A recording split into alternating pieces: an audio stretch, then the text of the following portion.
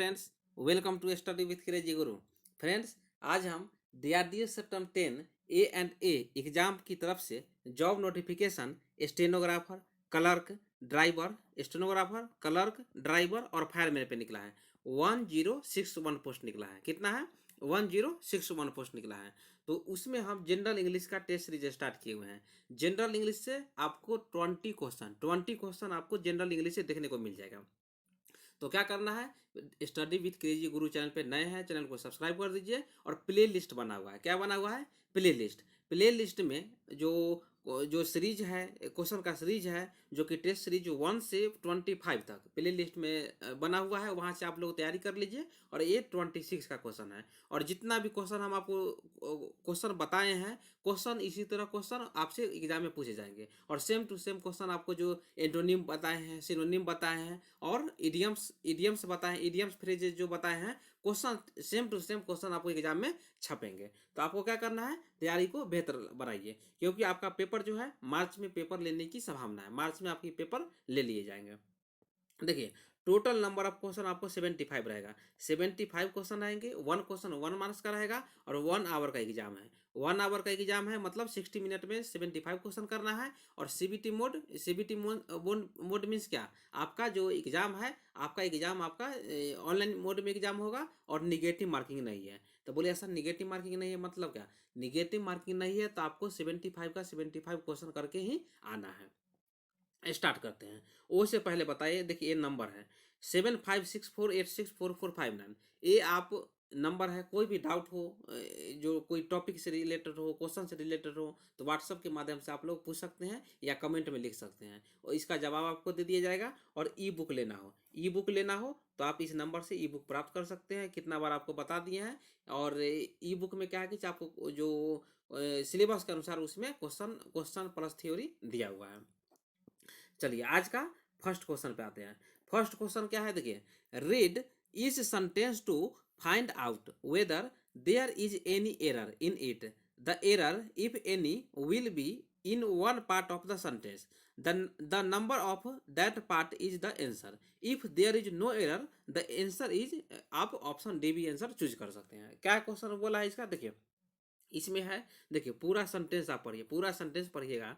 तो यहाँ पे ए पार्ट है, बी पार्ट है, सी पार्ट है और डी पार्ट है। यदि आपको लगे कोई भी ए बी सी में कोई भी एरर है तो आपको आंसर वही चूज करना है, जो एरर है उसमें चूज करना है आंसर। यदि आपको लगे सेंटेंस यदि करेक्ट है तो आप नो एरर मतलब ऑप्शन डी चूज कर सकते हैं। तो स्टार्ट करते हैं। आज का क्वेश्चन क्या है? देखिए, being a rainy day. Being a rainy day मतलब क्या? रेनी मतलब जो बारिश का दिन है। Vinay decided to stay at home and work further on the problem. देखिए, रेनी सीजन है, उसमें क्या बोला है? Vinay decided to stay at home, मतलब विनय जो है डिसाइड करता है कि कहाँ पे, मतलब होम पे रहना, मतलब घर पे रहना। And work further on the problem. तो यहाँ पे एरर कौन सा पार्ट में बताइए? एरर कौन सा पार्ट में है? तो option A, option B, option C, option D देखिएगा। तो आप यहाँ पे ऑप्शन ए देखिए। ऑप्शन ए जो है ना, जो ए पार्ट है, ए पार्ट में क्या है? बीइंग ए रेनी डे है। बीइंग से पहले ईट का यूज हो जाएगा। क्या? बीइंग से पहले ईट का यूज कीजिए आप। तो बीइंग के पहले ईट का यूज हो जाएगा। तो क्वेश्चन देखिए, इस तरह जिस तरह हम बताते हैं ना, तो उसी तरह सॉल्व कीजिए। और क्वेश्चन बहुत सारे ई बुक में ऐसा क्वेश्चन आपको दिया हुआ है, वहां से जितना सॉल्व कीजिएगा, जो एग्जाम में आपको डिफिकल्टी का सामना नहीं करना पड़ेगा। तो क्या हो जाएगा? ऑप्शन ए करेक्ट आंसर है। एरर ऑप्शन ए में है। यहाँ पे हो जाएगा it being a rainy day, Vinay decided to stay at home and work further on the problem. बारिश का दिन होने के कारण विनय ने घर पर रहने और समस्या मतलब प्रॉब्लम पर आगे काम करने का फैसला किया। याद रखिएगा। तो इसका हिंदी इसलिए बता दिए कि आप लोग इसका जो मीनिंग है समझ गए होंगे। और इसी तरह आप लोग थोड़ा सा इंग्लिश का हिंदी करके थोड़ा पढ़ने का वो कोशिश कीजिए, आपको समझ आ जाएगा। तो 61 का option A is the correct answer. Next question है वही आपको एरर वाले क्वेश्चन ही है। No sooner the bell rang there then there was a scramble for getting out of the theatre. बोलिए सर स्क्रैम्बल। स्क्रैम्बल का मीनिंग क्या होता है? स्क्रैम्बल का मीनिंग होता है संघर्ष होता है। संघर्ष बोलिए या होर बोलिए, तो यहाँ पे जो होगा ना होर हो जाएगा। मोस्ट अप्रोप्रिएट क्या होगा? होर होगा। होर का मतलब क्या है? होर का मीनिंग थिएटर से जब आप लोग बाहर निकलते हैं तो होता है ना कि जो एक होर मच जाता है। तो चलिए क्या होगा यहाँ पे देखिए, no sooner the bell rang, तो ऑप्शन ए में इनकरेक्ट है। एरर जो है ऑप्शन ए में है, क्योंकि देखिए नो सुनर के पास जो बाद आपका डिड का यूज हो जाएगा। किसका? डिड का यूज हो जाएगा। उसके बाद द बेल हो जाएगा और रैंक के जगह पे यहाँ पे रिंग हो जाएगा। क्या हो जाएगा? रिंग हो जाएगा, RING हो जाएगा। तो यहाँ पे क्या हो जाएगा? ऑप्शन ए जो है करेक्ट हो जाएगा। जो नो एरर है ऑप्शन ए में है, हो जाएगा। No sooner did the bell ring then there was a scramble for getting out of the theatre. जैसे ही घंटी बजी, थिएटर से बाहर निकलने के लिए होर मच गई। इसका जो है मीनिंग है। तो यहाँ पे नो सुनर के बाद डिड का यूज हो जाएगा और रैंक के जगह पर रिंग का यूज हो जाएगा। ऑप्शन ए में आपका एरर है। नेक्स्ट क्वेश्चन है, नेक्स्ट क्वेश्चन भी एरर वाले क्वेश्चन है। I am very thirsty. Thirsty का मीनिंग समझ गए होंगे, प्यासा होता है। I am very thirsty so give me little water to drink. देखिए क्वेश्चन आप लोग पढ़े होंगे, ए लिटिल और लिटिल। ए लिटिल है ना, देखिए ए लिटिल और क्या है? लिटिल। ये दोनों का यूज कहाँ पे होता है बताइए? तो ए लिटिल का मतलब क्या होता है? थोड़ा। क्या होता है? थोड़ा। और यदि लिटिल रहे ना तो लिटिल का मीनिंग हो जाता है शून्य होता है, न के बराबर शून्य होता है। तो जो यहाँ पे आप लोग समझ गए होंगे, यहाँ पे लिटिल लिखा है, लिटिल के पहले ए का यूज नहीं है। तो इसलिए जो एरर है ऑप्शन सी में एरर है। ऑप्शन सी में एरर है। चलिए तो यहाँ पे क्या हो जाएगा? I am very thirsty so give me a little water to drink.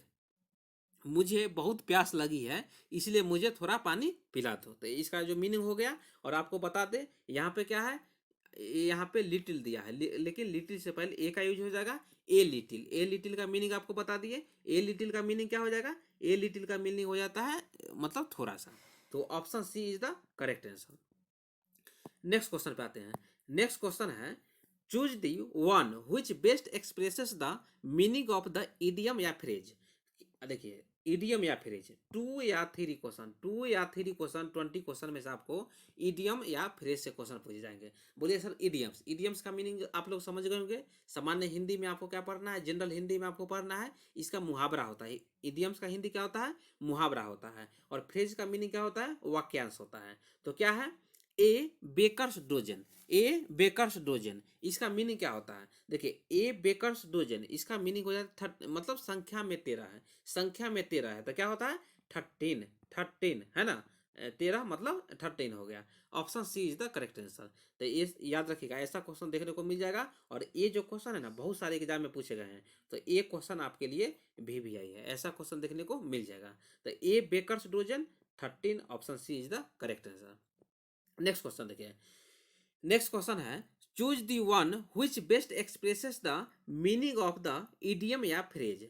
देखिए फिर आपको क्वेश्चन पूछा है, बताया ना 2 या 3 क्वेश्चन आपको इडियम्स या फ्रेज से क्वेश्चन पूछे जाएंगे।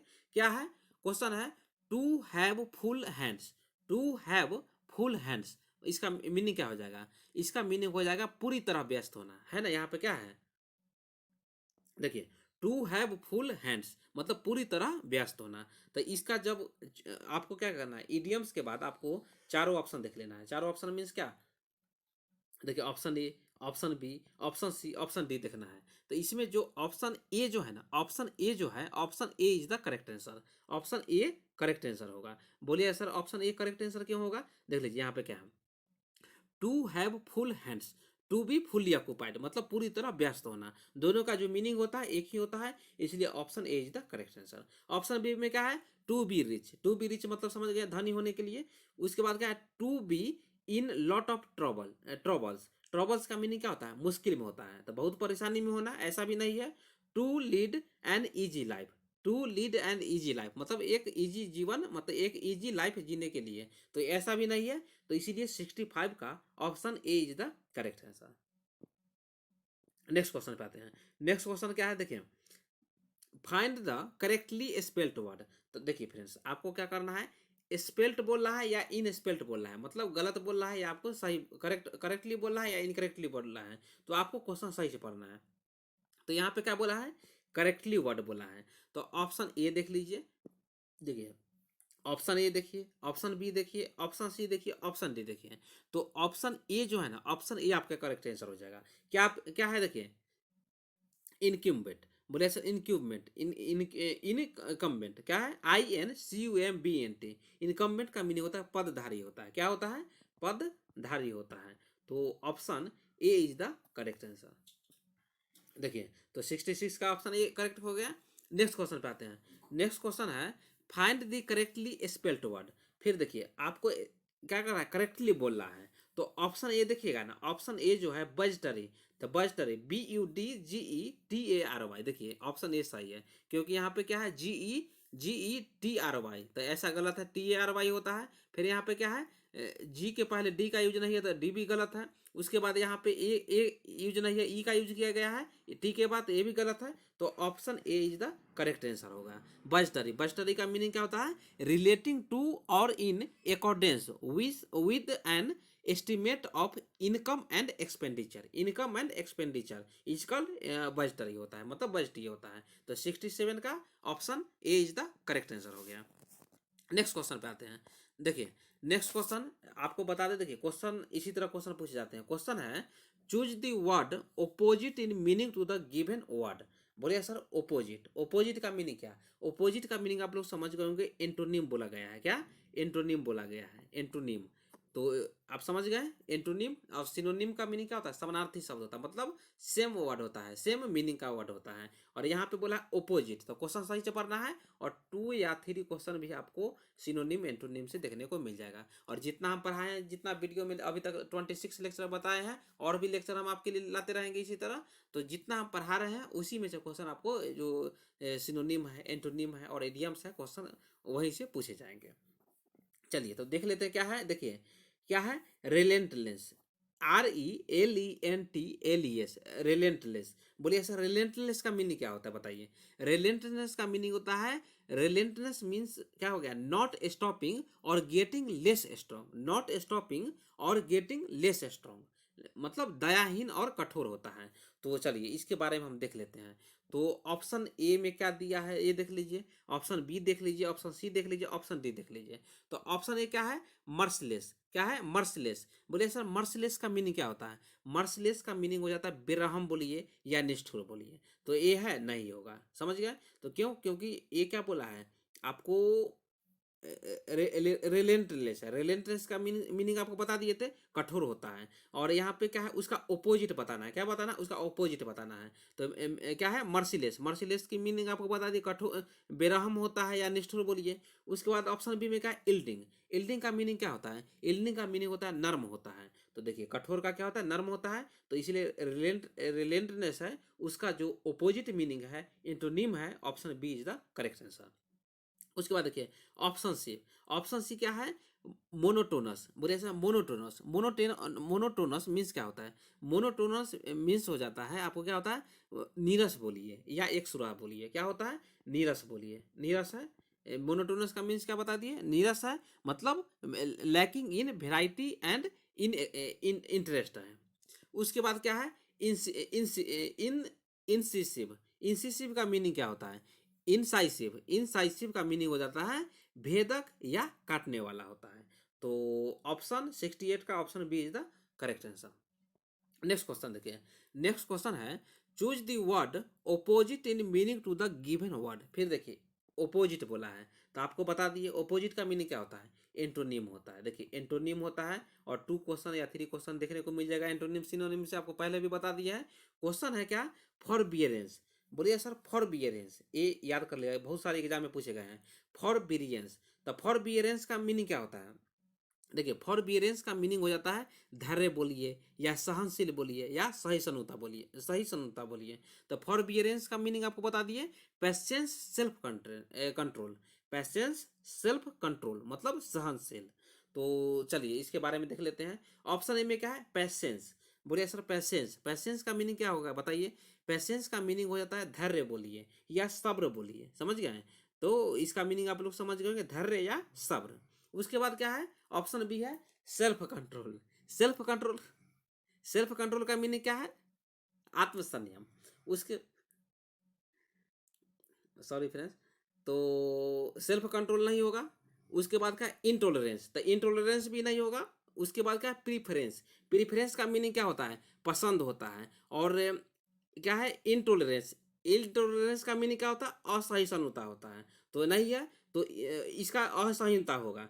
तो 69 का option C is the correct answer. देखिए फॉरबियरेंस इसका जो अपोजिट होगा ऑप्शन सी हो जाएगा। ओके फ्रेंड्स, तो यहीं पे वीडियो समाप्त करते हैं। इसी तरह वीडियो जो है रेगुलर आता रहेगा, और आप लोग चैनल पर नए हैं तो चैनल को सब्सक्राइब कर दीजिए। Thank you.